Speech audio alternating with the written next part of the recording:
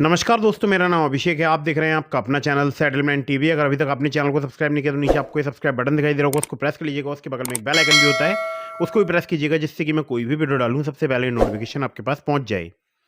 दोस्तों, आज की इस वीडियो में मैं आपको बताने वाला हूं फर्जी लोन एप्लीकेशंस के संबंध में एक बहुत ही महत्वपूर्ण बात। अब ये जो वीडियो है ये है फर्जी लोन एप्लीकेशंस के संबंध में, जो कि 7 दिन का लोन प्रोवाइड कराने वाली एप्लीकेशंस होती हैं। ज़्यादातर एप्लीकेशन 99.99 जो % फर्जी एप्लीकेशन है वो 7 दिन का ही लोन प्रोवाइड कराती हैं। बाकी हो सकता है कोई एक आध ऐसी एप्लीकेशन हो जो कि 7 से ज़्यादा दिनों का भी लोन प्रोवाइड कराती हो, ठीक है। और इनका आपको अमाउंट तो पता ही होगा। अगर ये आपको 5,000 का लोन प्रोवाइड कराएंगे तो आपसे 10,000 रुपये वसूलेंगे। मतलब अगर आपने इनकी एप्लीकेशन में 10,000 का लोन अप्लाई किया तो आपके बैंक अकाउंट में सिर्फ 5 से 6,000 रुपये आएंगे, और जब आप लोन चुकाएंगे तो आपको 10,000 के साथ प्लस इंटरेस्ट पे करना होगा। तो एक एग्जांपल के तौर पे बता रहा हूँ, अमाउंट कम भी हो सकता है। जैसे आपने 2,000 का लोन अप्लाई किया तो आपके बैंक अकाउंट में आएंगे सिर्फ 1,000 रुपये से लेकर 1,200 रुपये के आसपास। बाकी ये प्रोसेसिंग फी, फाइल चार्ज के नाम पर डिडक्ट कर लेंगे। तो छठे दिन से लोगों को परेशान करना स्टार्ट कर देते हैं। कॉन्टैक्ट लिस्ट में आपकी फ़ोटो बनाकर वायरल कर सकते हैं। तमाम तरह की ये धमकियाँ देंगे और फिर आप सोचेंगे कि आपको इनका रीपेमेंट कर देना चाहिए। तो अगर आपने इनका रीपेमेंट कर दिया तो समझ लो आप डबल झंझट में फंस जाएंगे। तो इसी के संबंध में आज बात करेंगे। पूरी वीडियो बहुत ही बेहतरीन है। अगर आपको कोई भी फर्जी लोन एप्लीकेशन परेशान कर रही है, धमकी दे रही है किसी भी प्रकार की, तो आज की वीडियो आप एंड तक वॉच करें और लोन चुकाने की झंझट से बिल्कुल मुक्ति पा लें। इस वीडियो को आप देखेंगे, आप सच में फिर इन फर्जी लोन एप्लीकेशंस का लोन नहीं चुकाएंगे। तो जैसे कि मैंने आपको बताया, फर्जी लोन एप्लीकेशंस जो होती हैं वो 7 दिन का लोन प्रोवाइड कराती हैं। ज़्यादातर फर्जी लोन एप्लीकेशन, हो सकता है कोई एक आध ऐसी लोन एप्लीकेशन हो ज़्यादा दिन का लोन प्रोवाइड कराती हो, ठीक है। एक इनके पहचानने का तरीका और मैं आपको बताऊं, ये एक तो आपको लोन एग्रीमेंट लेटर नहीं देंगे, ना सैंक्शन लेटर देंगे, ना इनका लोन आपके सिविल में शो होगा, ना इनकी कोई एनबीएफसी होती है, ना इनकी कोई बैंक होती है। तो जाहिर सी बात है, जब इनकी कोई एनबीएफसी या बैंक नहीं होती तो ये आपका सिविल स्कोर भी खराब नहीं कर सकते हैं। आजकल बहुत सारे लोगों को ये प्रताड़ित कर रहे हैं, उनकी कॉन्टैक्ट लिस्ट सेंड करते हैं लोगों के पास और बोलते हैं अगर तूने लोन नहीं दिया, मतलब नहीं चुकाया, तो हम तेरी कॉन्टैक्ट लिस्ट में तेरे गंदे फ़ोटो बनाकर या ख़राब फ़ोटो बनाकर, भद्दे फ़ोटो बनाकर वायरल कर देंगे। अब लोग इसी डर से इनका लोन रीपेमेंट कर देते हैं। मैंने देखा बहुत सारे लोग तुरंत जैसे ही धमकी देते हैं, तुरंत कहीं ना कहीं से रुपए की अरेंजमेंट करके और इनका लोन का रीपेमेंट कर देते हैं। फिर फर्जी लोन एप्लीकेशंस क्या करते हैं, जब उनको लोन अमाउंट प्राप्त हो जाता है, मतलब आपने जाहिर सी बात है कि जितना लोन लिया होगा उसका लगभग दुगना ही चुकाया होगा। तो अगर ऐसा आपने किया है या किसी ने ऐसा किया है, जानते होंगे वो लोग, तो ये दोबारा से फिर बैंक अकाउंट में एक अमाउंट ट्रांसफ़र कर देते हैं, फिर दोबारा से दुगनी रीपेमेंट की डिमांड करते हैं। मतलब इनका पैसा कभी ख़त्म होता ही नहीं है। आप, हो सकता है ये आपको ये भी बोल दें कि हमें कोई तुम्हारा रीपेमेंट अमाउंट प्राप्त ही नहीं हुआ है। अगर आप इन्हें स्क्रीनशॉट शेयर करेंगे तो ये बोलेंगे नहीं, ये हमारे पास पेमेंट नहीं आया, आप एक काम करो, हम आपको एक लिंक दे रहे हैं, इस लिंक पर पेमेंट कर दो। फिर आपके मन में आएगा चलिए एक लिंक पर पेमेंट करके देख लेते हैं, हो सकता है इस बार लोन क्लोज हो जाए, और आपने उस लिंक पर पेमेंट कर दिया तो ये फिर बोलेंगे कि हमारे पास अभी कोई रीपेमेंट नहीं आया है। तो आप इनका लोन चुकाते चुकाते परेशान हो जाएंगे, लेकिन इनका लोन कभी चुकेगा नहीं, क्योंकि ये है फ्रॉड लोन एप्लीकेशन फर्जी। 7 दिन का या इसके आसपास का टेन्योर प्रोवाइड कराते हैं, छठे दिन से लोगों को परेशान करना स्टार्ट कर देते हैं, लगभग दुगने रीपेमेंट की डिमांड करते हैं। लोन इनका सिविल में से होता नहीं है, ना कोई लोन एग्रीमेंट लेटर देते हैं, ना सैंक्शन लेटर देते हैं, और ना अपनी एनबीएफसी या ना अपनी बैंक के बारे में बताते हैं, क्योंकि होती ही नहीं है। मतलब ये डायरेक्टली एक स्कैम चल रहा है। कुछ जो है मतलब सूदखोर ऑनलाइन अमाउंट प्रोवाइड करा रहे हैं और अंधाधुंध ब्याज चार्ज कर रहे हैं, जो कि आरबीआई की गाइडलाइन के खिलाफ है। इंडिया में लोन प्रोवाइड कराने के लिए किसी भी एप्लीकेशन का किसी एनबीएफसी या किसी बैंक के साथ रजिस्टर्ड होना जरूरी है, या किसी एनबीएफसी या बैंक की एप्लीकेशन हो। अगर ऐसा नहीं है, बिना किसी एनबीएफसी या बिना किसी बैंक के व्याप पर कोई भी लोन एप्लीकेशन अगर आपको लोन प्रोवाइड कराती है तो वो इंडिया में इलीगल एक्टिविटी में आता है। ध्यान रखिएगा, आरबीआई के जो रूल्स हैं, जो नॉर्म्स हैं, उनके अकॉर्डिंग किसी भी लोन एप्लीकेशन को एनबीएफसी या बैंक रजिस्टर्ड होना जरूरी है, ठीक है, या वो उनकी खुद की एप्लीकेशन हो। तो इनकी कोई ना एनबीएफसी होती है, ना इनकी कोई बैंक होती है, तो जाहिर सी बात है कि इनकी आप डायरेक्टली आरबीआई की कंप्लेंट पोर्टल में कंप्लेंट तो फाइल कर नहीं सकते हैं भाई। अगर कोई एनबीएफसी या कोई बैंक अगर आपको परेशान करती तो आप आरबीआई की कंप्लेंट पोर्टल में जा सकते थे, वहाँ पर जो भी एनबीएफसी है, जो भी बैंक है, उसका नाम सेलेक्ट करके उसकी डायरेक्ट कंप्लेंट आप आरबीआई तक पहुँचा सकते थे। बट इनके केस में फर्जी लोन एप्लीकेशन से ऐसा बिल्कुल भी नहीं है, क्योंकि इनका लोन सिविल में शो नहीं होता है। आप आपको कोई एनबीएफसी का नाम भी नहीं पता है, किसी बैंक का नाम नहीं पता है, सिर्फ यहाँ पर चलता क्या है, आपके बैंक अकाउंट में एक अमाउंट आता है और आप उसके दुगना रीपेमेंट करते हैं, वो भी सिर्फ 7 दिन में, और छठे दिन से परेशान करना स्टार्ट कर देते हैं इनके रिकवरी एजेंट्स। कॉन्टैक्ट लिस्ट के नाम पर धमकाते हैं, कॉन्टैक्ट लिस्ट सेंड करते हैं, जो कि अपने आप में एक बहुत बड़ा क्राइम है। किसी के भी डेटा का मिसयूज कोई भी एप्लीकेशन नहीं कर सकती, ठीक है।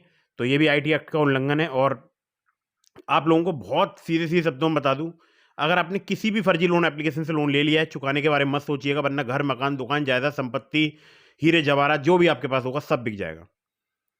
समझ रहे हो, सब कुछ बिक जाएगा, अंगूठी, चेन, यहाँ तक कि कई सारे महिलाओं ने अपने मंगलसूत्र बेचकर भी इनका रीपेमेंट किया है। मेरे पास ऐसे बहुत सारे मैसेज आए हैं इंस्टाग्राम पर। इसके अलावा अगर मैं आपसे बात करूं तो मुझे लोगों ने डायरेक्टली कॉल पर भी बताया। अगर आप चैनल की मेंबरशिप ज्वाइन करेंगे तो आप डायरेक्टली मुझसे कॉल पर भी बात कर सकते हैं। तो मुझे कॉल पर भी बताया, मुझे व्हाट्सएप के थ्रू भी बताया, लोगों ने अपना बहुत कीमती सामान बेचकर इनका रीपेमेंट किया, लेकिन कभी इनकी ऐप में अपडेट ही नहीं हुआ। जो फर्जी लोन एप्लीकेशन है इनकी ऐप में कभी अपडेट ही नहीं हुआ।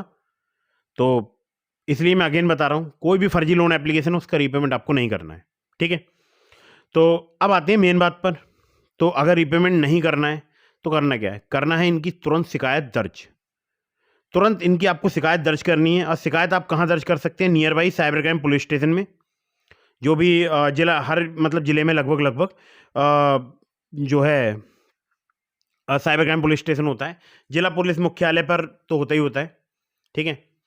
तो आप वहाँ पर विजिट कीजिए, उनको बताइए अपनी पूरी प्रॉब्लम, और उनको ये भी बताइए कि लोन एप्लीकेशन फ्रॉड है, फर्जी है, और एक कंप्लेंट लॉन्च कराइए। जो भी आपके साथ में प्रॉब्लम हो रही है सब वहाँ पर बताइएगा आप। और हाँ, जब आप कंप्लेंट लॉन्च कराएंगे, कंप्लेंट में आप सारी बात डिटेल में बताइएगा। आपने कब लोन लिया था, कितने रुपए का लिया था, और आपको कब पता चला कि लोन एप्लीकेशन फ्रॉड है, ठीक है, और कैसे आपको पता चला। तो ये सारी बातें आप बताइएगा उनको, वो आपकी एक कंप्लेंट रजिस्टर करेंगे।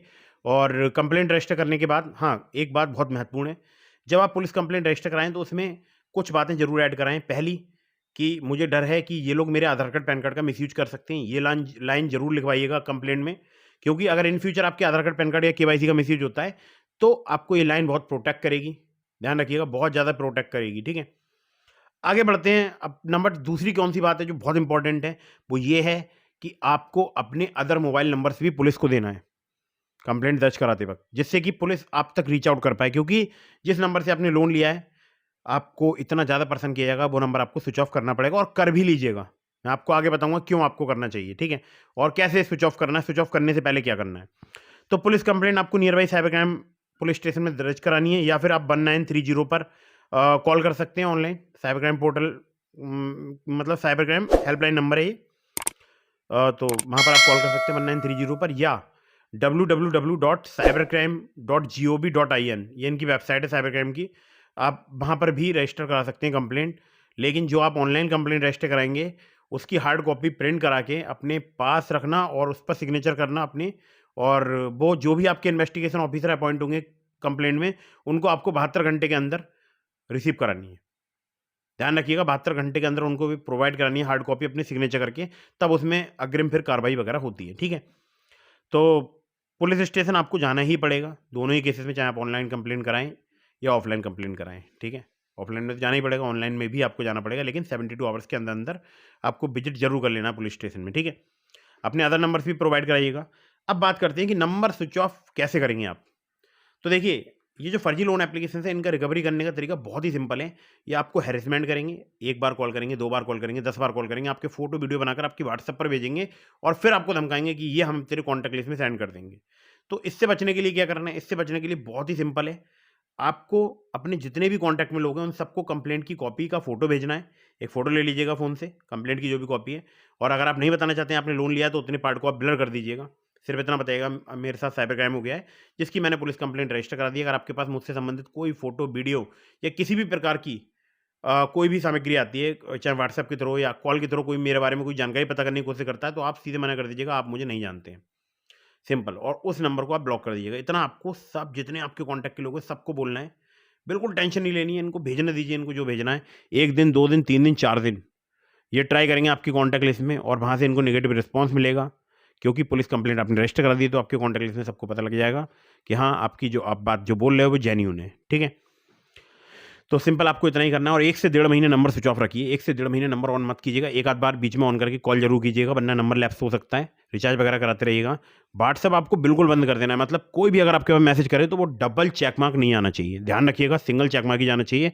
इससे क्या होगा, जो इनके रिकवरी एजेंट होंगे वो होंगे फ्रस्ट्रेट। और फ्रस्ट्रेट कैसे होंगे, वो करेंगे आपके पास मैसेज, आपके पास मैसेज डिलीवर नहीं होगा, फिर आपकी कॉन्टैक्ट लिस्ट में मैसेज करेंगे, 1-2 पर्सन को करेंगे।